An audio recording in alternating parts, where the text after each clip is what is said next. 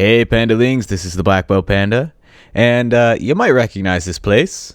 You should. I mean, if you don't, no big deal. We're at the Redstone Bunker. Woo! Yay! I know it's been a long time since I did an episode of the Redstone Bunker, and I've explained why in a few different places, but I'll do it here really quick, just in case you guys didn't see any of my explanations. Basically, this series just takes a lot of time. More time than I have. So, what I'm going to try to do is make shorter episodes for a little while. Very quick little projects. Hopefully you guys like them. We'll see. But before we begin, we're going to need to know how comparators work for this episode. So basically, comparators, very simple. We'll place one down here. Now, comparators, unlike repeaters, don't boost the signal. So if we place a signal here, it actually outputs the same signal it receives, right? So if we move this back by one, we diminish the signal. It's actually outputting the same signal it's receiving instead of boosting it. So a little bit different from repeaters, but they have some pretty neat functions. So let's move this here. Namely, comparators can compare signals, just like their name, states. So this in the back is A. So this is signal input A. The sides are B. So it only actually works with one side. The side with the stronger signal. If you try to use both sides, the side with the weaker signal will get ignored. So we're going to use this side here. Now, if we input a signal at the same strength, so these two are the same strength, the output will be on. If we input a signal with a lower strength, like so, the output will be on. However, if B, this side here, is stronger than side A, if the input signal is stronger, then the, whoops, I broke the wrong, no! That's great. Okay, so let's move this back one. Then the output will be off, as you can see here. So again, equal, on. If B is less than A, on. If B is greater than A, off. Very simple. So it compares the signals. But the comparator has another mode, and that is subtract mode. If we right-click the comparator, boop, there we go. Third torch turns on. This is subtract mode, and what this does is it subtracts signal B from signal A. So right now, let's go ahead and break this, and we'll just give it a full strength signal. So we've got a full strength signal here, which is 15. So then, basically, if we add a signal over here that's also 15. There we go. Then let's move this back one. There. That'll just make it a little bit easier to see. So these two are equal. So now A. So this is actually 14 now, I think. A minus B, which is also 14, equals 0. So we've got an output strength of 0. However, if we do 14 minus 13. So this is 15, 14, 13. Then we get 1. So we get an output of 1.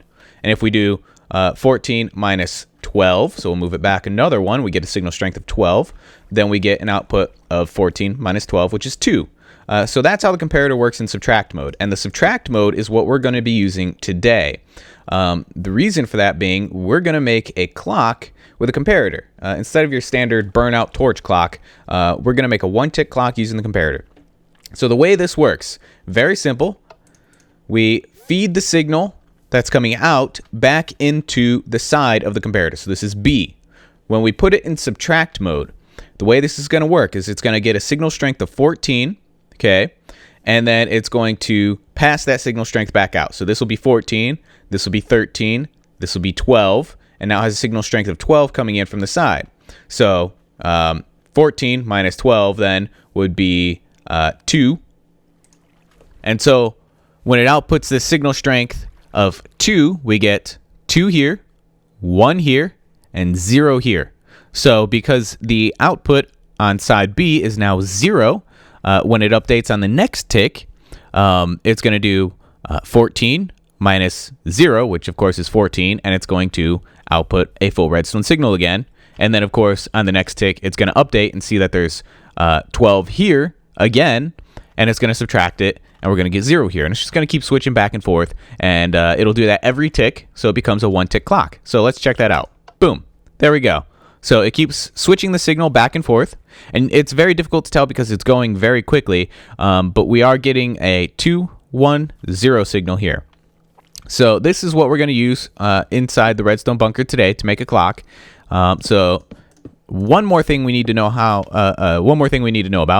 The dropper. So the dropper, if you don't already know, I think I explained it in a previous episode, but in case I didn't, the dropper, when given a redstone signal, has the ability to insert items into another block's inventory, in the adjacent block's inventory that the dropper is facing. So I put a redstone torch in there. This chest is empty. When we give it power, it's going to insert, as you can see here, the redstone torch into the chest. So that's how the dropper works. Also, if it doesn't have an inventory, of course, it's similar to a dispenser in that it'll, boop, there we go, dispense the item.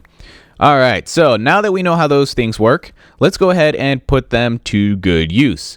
So if you guys remember our awesome entryway, ignore this contraption over here. This is something I was working on with Codecrafted, who is not in this episode because I haven't been in touch with him in a very long time.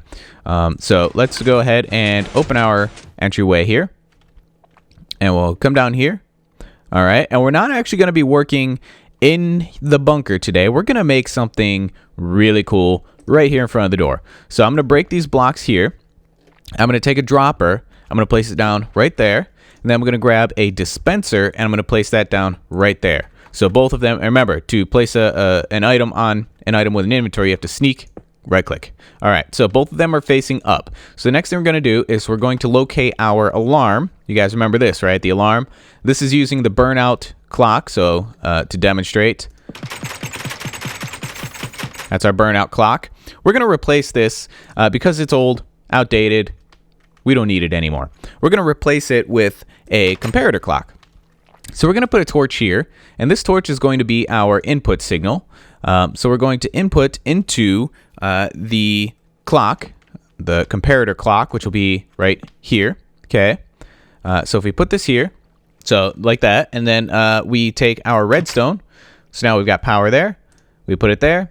And now what's going to happen, grab that clock over there, that torch rather. What's going to happen is when I put this in subtract mode, it's going to not do anything right now because this torch is powering this. So again, subtract mode, we've got signal strength of 14, and then this will be 14, 13, 12, but hello, we've got this guy here. So this is also 14.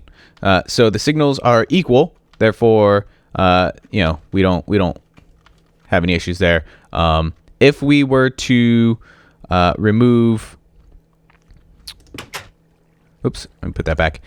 If we were to remove this guy, you see the power coming over here is actually coming from this torch. So I don't want to get you guys confused too much. The power is not coming from the comparator right now, but from the torch. The comparator is just here to act as a clock when this is off. So when this turns off, we got our alarm, right? So makes sense.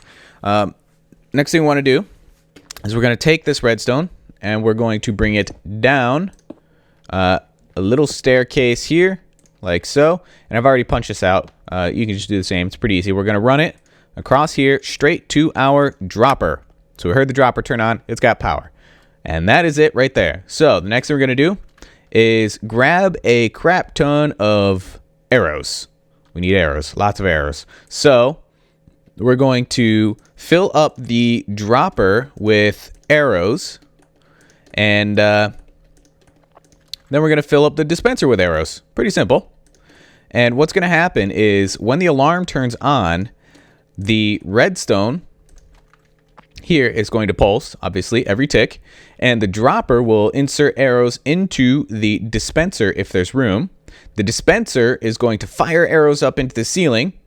And the idea being that, you know, a player is going to be here. So let's go ahead and hop up here and put our block back. But you might be thinking, well, that's pretty obvious. I mean, it's just sitting there. Anybody can see that. Well, you know what's awesome? Carpets. Carpets are awesome. Look at that. The arrows will actually fire up through the carpets. Let's test it out. If we turn the alarm on, all right, come through the door here. Now, we're just some random stranger who's managed to get through the secret entryway, has come down, sees the door, and then hits the button. And then wants to go in, right? Well, now we're getting bombarded with arrows. Lots of arrows. they're going so fast. If I look down, you can't even see them. See, can't see the arrows. If I back up, now you can see the arrows. So they're flying, right? And that'll keep going for a very, very long time because the dispenser is constantly being refilled by the dropper. So we've actually got not 9, but 18 stacks of arrows to burn through. That's quite a bit. Let's go ahead and place that back down. All right, so let's turn this off because that's annoying. So in that short period of time, we ended up dispensing almost 3.5 stacks, 3.25 stacks of arrows. So let's put our door back. All right, so that is pretty cool. That is the, you know what you could do even is you could turn your door around like that so it looks less suspicious. There's no obsidian right there. So that is the entryway arrow dispenser trap thing.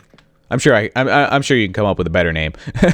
But yeah, so obviously you can use that in pretty much any build. You just need to put the dispenser, the dropper, you know, the clock. You can hook it up to an alarm system, or you could just hook it up to a button to open the door. It could be a trick button. Any way you want to do it to power it, as long as it's got that clock running, it'll just constantly dispense those arrows up when someone tries to open the door. And you can put this outside of any build as long as you can put those carpets out in front without it looking suspicious. In this case, it's very nice because the carpets are black. They kind of blend in a little bit, and it doesn't really look all that suspicious because they're in front of the door here. So yeah, that is it for this episode. I know it was short. I know it was simple, but that's the idea. Making them a little shorter, a little more simple, and I can put out more of these Redstone Bunker episodes for you guys. Let's close up. All right, so I hope you guys liked it. If you did, please click that like button. I hope my explanation wasn't too confusing. I try to make it simple, try to make it easy to understand. If it is too difficult to understand, let me know in the comments section. I will do my best to make it easier next time. So thanks again. This is the Black Belt Panda, and I will see you in the next video.